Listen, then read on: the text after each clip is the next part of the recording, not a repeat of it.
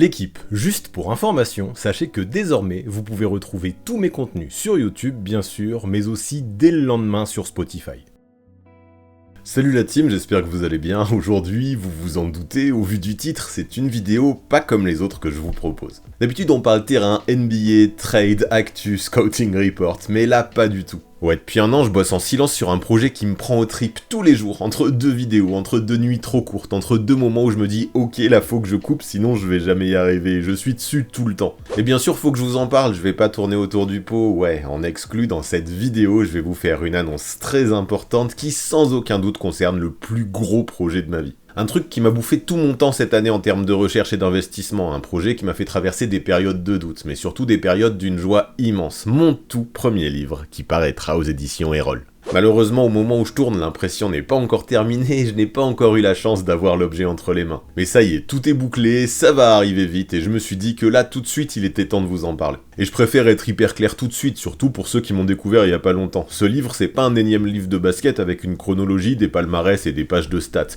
Non, j'ai raconté la grande histoire de la NBA comme je la vois depuis que je suis gamin, comme une saga de pop culture. Chaque grande époque de la Grande Ligue devient un film, une série, un univers, avec son ambiance, son vocabulaire et son rythme. Bien sûr, je vais vous donner tous les détails de comment j'en suis arrivé au résultat final, mais si vous devez retenir un truc, retenez ça. Ce livre, c'est pas une encyclopédie, c'est une expérience. Avec cette vidéo, je veux que vous captiez ce que ce bouquin représente pour moi, pourquoi il existe, mais aussi pourquoi je suis autant hypé par sa sortie prochaine. Par contre, soyez rassurés, ici, le but c'est pas de vous spoiler le livre, ni de vous faire un résumé qui va vous spoiler la lecture. Le but c'est de vous parler de ma vision, de vous mettre dans l'ambiance, et si jamais, j'espère de vous donner envie. Je veux que vous ressentiez ce que j'ai dans la tête depuis toujours quand je pense à la NBA. Et vu que c'est une vidéo spéciale aujourd'hui, pas de générique, mais plutôt un retour en arrière. Les plus fidèles de la chaîne le savent, j'ai grandi à Limoges, et je vous arrête tout de suite, non, j'ai pas fait un bouquin sur le CSP. Mais je suis obligé de vous en parler 2 secondes quand même, car pour moi, c'est là que tout a commencé. Limoges, c'est Beau-Blanc, c'est les soirs où t'as l'impression d'entrer dans une arène en feu, les banderoles, les chants, le bruit qui te frappe dans la poitrine, les visages que tu revois à chaque match, les personnages des tribunes, la tension, les gros shoots qui te font sauter du siège, et surtout, ce truc où chaque match devient un souvenir, une scène de film. Je m'en suis rendu compte tard et pourtant c'est réel. À Beau-Blanc, j'ai appris le basket comme on apprend un récit. Et puis derrière, il y a eu la NBA. La Dream Team 92 m'a complètement retourné le cerveau. Parce que pour le gamin que j'étais, c'était pas juste une sélection nationale. C'était 12 types venus d'un autre monde. Des extraterrestres, plus grands, plus forts, plus charismatiques. Tu les voyais et tu te disais, ok, eux, c'est des super-héros. Et à ce moment-là, j'ai compris un truc. La NBA, c'est pas juste une ligue, c'est une mythologie. C'est comme ça que je suis tombé dedans, que j'ai plongé à fond en suivant la NBA comme on suit une série. Saison après saison, avec ses arcs narratifs, ses rivalités, ses héros, leurs chutes, leurs renaissances, les moments qui te font rêver, ceux qui te brisent le cœur, et surtout les différentes époques qui ont chacune leur couleur, leur texture, leur univers. Ça c'est le point clé, quand j'imagine la NBA, c'est exactement à tout ça que je pense, et c'est ça qui m'a guidé pour ce projet. Jordan c'était un mythe, Kobe une tragédie, LeBron c'était une grande fresque, Curry une révolution, et même quand je n'avais pas les mots pour l'expliquer, je le ressentais comme ça, je pouvais associer une saison à une image, un moment, une ambiance de film, comme si j'avais des bouts de cinéma dans la tête pour essayer de classifier les moments de la NBA.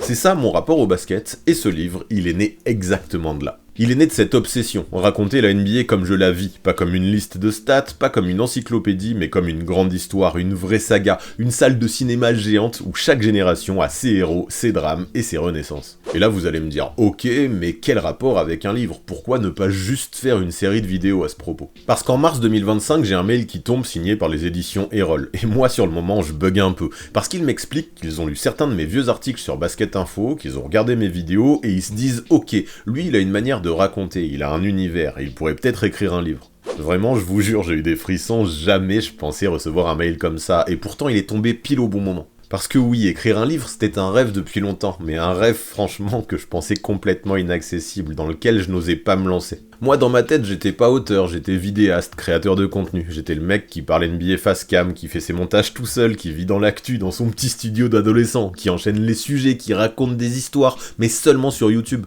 Écrire un livre, ça me paraissait être un autre monde, plus sérieux, plus intimidant, plus officiel. Puis j'ai toujours eu l'impression que c'était le croix et la bannière pour le publier, pour l'éditer, pour le mettre en vente, pour avoir tous les réseaux de contacts. Pourtant, au fond de moi, je savais que j'avais tout plein de choses à raconter qui n'avaient pas forcément leur place sur YouTube. Parce que sur YouTube, je m'en suis rendu compte, t'es pris dans une spirale, tu suis l'actu, tu vas vite, tu réagis. Pourtant, la NBA, je la vois pas juste comme une machine infernale, je la vois aussi comme un vieux coffre historique rempli d'images, de scènes, d'ambiances qui méritent qu'on prenne le temps de s'attarder dessus. Et tout ça, clairement, j'y ai déjà réfléchi, mais c'est hyper difficile à faire tenir dans une vidéo même longue, ne serait-ce que dans une série de vidéos, j'aurais peur de vous lasser. Le livre, c'était vraiment le format parfait pour essayer d'aller au bout de tous ces univers que j'avais dans la tête. Un livre, c'est un format où tu peux respirer, où tu peux installer une ambiance, où tu peux prendre le lecteur par la main et l'emmener où tu veux de façon hyper immersive, où tu peux créer une direction artistique complète, des mots, un ton, un univers, et qui devient un espace pour faire vivre tout ce que t'as dans le cerveau, c'est énorme. Je vous le dis tout de suite, quand Erol m'a proposé, j'ai hésité, mais pas longtemps, parce que l'occasion était trop belle. Sauf qu'il y avait un petit détail, la deadline, fin septembre, ça voulait dire quoi? Ça voulait dire 6 mois.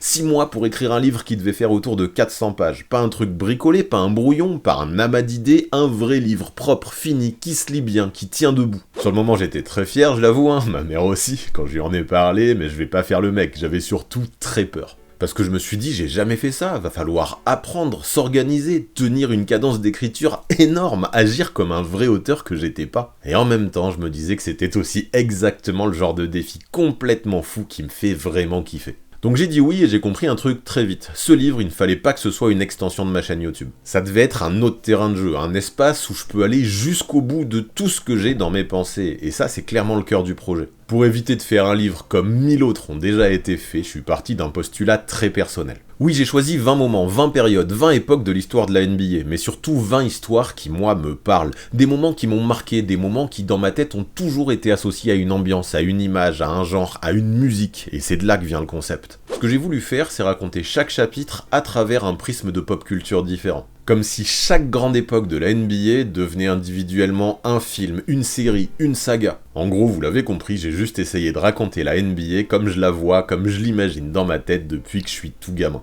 Ainsi, les Bucks de 1971 deviennent une aventure de cap et d'épée. Les débuts de la NBA prennent des airs de Frankenstein autour de George Mikan. Et derrière, tu passes d'un univers à l'autre. Parfois c'est épique, parfois c'est sombre, parfois c'est carrément décalé. Zorro, Indiana Jones, Breaking Bad, The Office, Tim Burton, toutes ces références m'ont servi de boussole pour raconter la Grande Ligue à ma façon. Et là, faut que vous en soyez conscients, dans ce bouquin, la pop culture, c'est pas juste un gadget ou un prétexte stylé.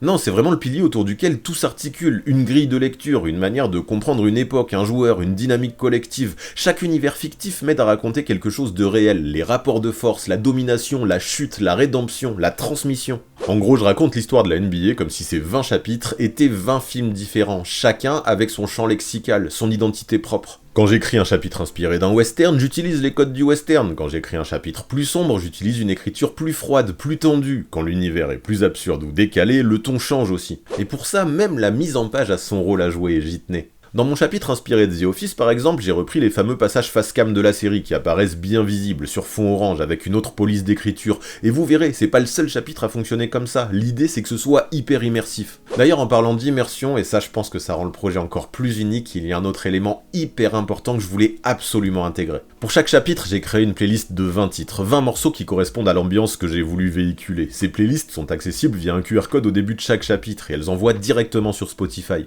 Je voulais vraiment que la lecture propose une expérience complète, car pour moi, dans la pop culture, le son, il est aussi important que les images. Donc tu lances la playlist du chapitre, tu commences à lire et tu te laisses embarquer. J'imagine très bien quelqu'un lire mon livre dans le train, casque sur les oreilles, plongé dans un chapitre, ou même posé chez lui tranquille avec la musique en fond. Ce que je voulais, c'était une immersion totale, un vrai film, mais un film qui se lit et qui s'entend. Et ce film, j'ai voulu faire en sorte que chacun puisse le lire à sa façon, à son rythme. Par exemple, t'es pas obligé d'avoir lu le chapitre précédent pour comprendre le suivant. Chacun représente une porte d'entrée autonome dans l'histoire de la NBA. Tu peux commencer par le chapitre qui t'attire le plus, ou l'univers qui te parle selon ton envie du moment, aucun souci. Moi, j'ai classé les chapitres dans l'ordre chronologique, mais ça m'appartient vraiment, ce livre, tu peux le dévorer comme tu veux. Tu peux lire un chapitre, faire une pause, revenir plus tard, changer complètement d'époque, complètement d'univers, c'est pas un problème. Je voulais faire tout sauf un pavé imbuvable à lire d'une traite, et pour ça, je vous le répète, la musique a un rôle essentiel. Et pareil, dans la même veine, il y avait un truc non négociable. Un livre comme ça, hors de question que ce ne soit qu'un simple recueil de textes. Très tôt dans le projet, je savais que je voulais des illustrations, mais pas des illustrations juste jolies, pas des images posées là pour remplir des pages. Je voulais des images qui prolongent les univers, des images qui racontent quelque chose, des images qui te plongent immédiatement dans l'ambiance de ce que tu vas lire. Et c'est là que le travail du très talentueux Maxime Germain est entré en jeu. Chaque illustration est pensée comme une extension du chapitre, elle reprend les codes visuels de l'univers que j'ai choisi, les symboles, les textures, les ambiances. Parfois c'est frontal, parfois c'est plus subtil, mais dans tous les cas ça dialogue avec le texte, ça ne répète pas ce que j'écris, ça l'accompagne. Ce que je voulais c'est que tu rentres dans le chapitre et que direct tu saches dans quel monde tu vas mettre les pieds. Puis tant qu'à parler esthétique, il y a encore un autre truc qui me tenait à cœur. Je voulais faire un beau livre, un vrai bel objet, un livre qu'on a envie de garder, de mettre en valeur dans une bibliothèque, de feuilleter, de reprendre plus tard, pas un truc que tu lis juste une fois et que tu ranges au fond d'un carton. Je vais même vous avouer un truc, il y a encore quelques semaines, le mot jaspage, j'avais aucune idée de ce que c'était. Et quand la maison d'édition m'a expliqué, je me suis dit ok, c'est complètement génial. En fait, c'est ces impressions sur la tranche des pages qui sont comme un prolongement de la couverture. Pour vous, c'est peut-être un détail, mais perso, j'adore, je trouve que ça fait la diff. Pour moi, ça participe de ouf au fait que ce soit un bel objet. Un truc qui claque, qui attire l'œil et qui te donne envie de le sortir de l'étagère, pas juste pour le lire, mais aussi pour le vivre. Et puis aussi un truc que t'as envie de montrer à tes potes, à ta famille, et qui va rendre curieux tous les gens qui pourraient venir chez toi. Parce qu'il faut le savoir, tout au long de l'écriture, j'ai essayé de prendre le plus grand soin possible pour que ce livre soit accessible à absolument tout le monde. Déjà évidemment aux fans hardcore de NBA, à ceux qui suivent la ligue depuis des années, à ceux qui connaissent les époques, les dynasties, les joueurs, les contextes. J'ai vraiment voulu que les connaisseurs retrouvent tous les détails qui ont marqué l'histoire, racontés avec précision, avec passion, mais sous un angle pop culture encore inédit. Mais je pense que les non-experts qui découvriront mon bouquin pourront prendre, je pense, tout autant de plaisir à le lire. Je voulais que même pour les novices, ce livre soit une vraie porte d'entrée vers l'histoire de la NBA, une porte accessible. Pas besoin d'être un pro, pas besoin de connaître tous les palmarès ou le vocabulaire du basket par cœur. L'idée, c'était que la pop culture serve de passerelle pour que d'un coup, ça devienne instinctif d'identifier chaque figure de l'histoire de la Grande Ligue. Et concrètement, ça donne quoi? Je vais pas vous spoiler, mais bien évidemment, je vais vous donner quelques exemples, histoire que vous puissiez situer un peu. Patrick Ewing, vous ne savez pas exactement qui c'est pas grave, dans ce livre il devient un parrain de la mafia. Les Celtics de 2008, vous les verrez comme un royaume de Game of Thrones. Victor Wembanyama, lui, prend des airs d'Édouard aux mains d'argent, mais stop, je vous en dis pas plus pour vous laisser découvrir le reste. En gros, les passionnés pourront redécouvrir les grands moments de l'histoire de la NBA, mais sous un tout nouvel angle. Les autres la découvriront de façon bien plus intuitive, sensorielle et accessible que via un livre encyclopédique. Du coup, clairement, ce livre pourrait s'adresser à absolument tous ceux qui voudraient s'intéresser de près ou de loin à l'histoire de la NBA, et même les passionnés de films ou de cinéma finalement. Ça, c'était vraiment mon objectif du début à la fin, et j'espère que c'est réussi. Ça n'a pas été simple, et croyez-moi, pour en arriver au résultat final, j'en ai sué, si vous voulez qu'on rentre plus précisément dans les coulisses. Ouais, je sais que ça peut en intéresser certains, du coup, en quelques phrases, je vais essayer de vous expliquer comment j'ai procédé de A à Z pour publier ce bouquin. Souvent, quand je fais le bilan d'une saison NBA, je me dis cette saison-là, elle ressemble à tel film. Et à l'inverse, quand je regarde un film ou une série, ça me fait penser à une époque précise de la ligue, à un joueur, à une dynastie, à une chute, à une renaissance. Ça, c'est des liens que je fais depuis que je suis gosse, mais la grande question, c'était comment réussir à retranscrire ça sur papier. Je me trompe peut-être, mais j'ai jamais croisé un livre qui mélange sport, pop culture et musique de cette façon-là.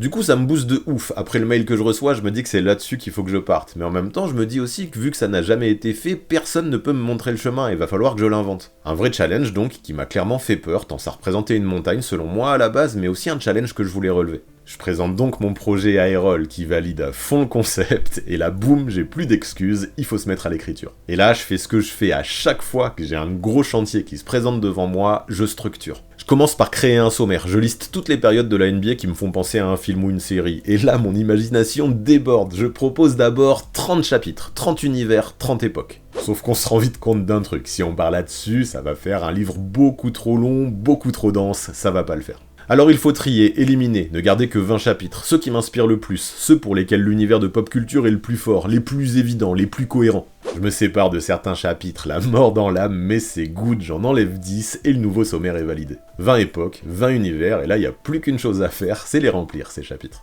Et allez, je m'y mets, je commence par le chapitre 1, les débuts de la NBA, l'histoire de la domination de George Mikan inspirée par Frankenstein. Pour trouver l'inspi, je replonge dans l'histoire de Mr. Basketball. Je vais chercher un max d'articles d'archives sur Mikan, les Lakers et les débuts de la ligue. Je veux être carré, précis, juste, et ensuite, on y va, je me remate Frankenstein, la version de 1931. Et là, en matant le film, tout s'aligne. L'angle, le ton, l'ambiance, la manière de raconter que je vais employer. Alors je crée la playlist du chapitre, histoire de me plonger complètement dans l'univers, et je commence à écrire. Et croyez-le ou non, une fois la première phrase rédigée, tout s'enchaîne tout seul. Je termine le chapitre 1, puis je fais la même chose pour le 2, pour le 3, et à chaque fois je prends un plaisir fou. J'écris tous les jours, je me renseigne, je mate des films, des séries, j'avance, et peu à peu je vois le livre prendre forme sous mes yeux. Et surtout, je suis pas seul, Amina, de chez les éditions Erol, m'accompagne tout du long. Elle lit, elle me fait des retours, elle me pousse, et quand je vois qu'elle kiffe, je me dis que je suis peut-être sur la bonne voie. Alors oui, pas de vraies vacances, pas de jours de pause, mais c'était pas une contrainte, j'étais complètement happé par ce projet. Plus j'écrivais, et plus je voyais que ce livre me ressemblait. Et voir le manuscrit grossir, je vous jure, c'était une sensation de malade, un truc ultra motivant. Jusqu'au moment où, arrivé au chapitre 20, je fais le point. Et là, je réalise un truc, j'ai beaucoup trop écrit. Le manuscrit fait quasiment 550 pages, c'est trop. Et c'est là que commence la phase la plus compliquée, il faut réduire tout ça pour atteindre un total max de 400 pages. Ça veut dire qu'il va falloir mettre énormément de choses à la poubelle, et franchement ça fait mal. Parce que chaque phrase, chaque mot, chaque virgule, je les ai pensés, j'y ai passé du temps, et là il faut accepter de supprimer des passages que j'aimais vraiment. Mais go, hein, c'est le jeu, y a pas le choix. Je mets mes sentiments de côté, je coupe, je resserre, je retravaille. Parce que je sais que c'est nécessaire, et au final, ouf, j'y arrive dans les temps. Et ensuite, c'est une autre phase qui commence. Réunion, relecture, ajustement, travail avec Maxime sur les illustrations, discussion sur la fabrication, la communication, le marketing, tout un univers que je ne connaissais pas, et que j'ai adoré découvrir. Et aujourd'hui, le livre est prêt, il est en cours d'impression et il s'apprête à sortir, c'est un truc de malade. Franchement, j'ai envie de dire que c'est mon bébé, et quand je dis mon bébé, c'est pas une formule toute faite, c'est vraiment ce que je ressens, comme si je l'avais gardé en moi pendant ces 12 mois, et que là, ça y est, il s'apprêtait à sortir.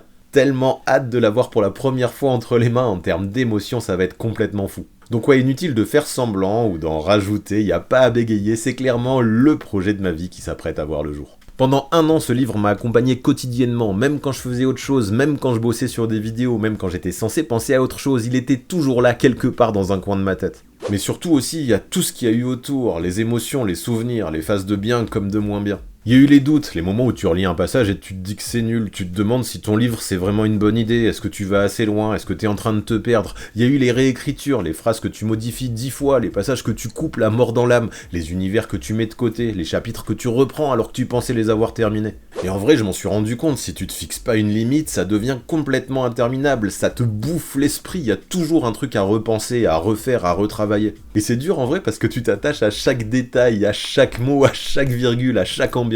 Mais l'essentiel reste, et quand je vois ce que ça va donner, ce livre, je vois bien plus qu'un simple objet imprimé. Je vois un projet qui m'a fait grandir, qui m'a fait sortir de ma zone de confort. Alors maintenant, place à la dernière étape, la plus concrète, le moment de vérité. La sortie officielle aura lieu le 19 mars, et déjà, vous pouvez le trouver en précommande un peu partout, Amazon, la Fnac, Cultura, partout. Ça me fait vraiment chelou de voir mon nom sur ces sites, je vous jure.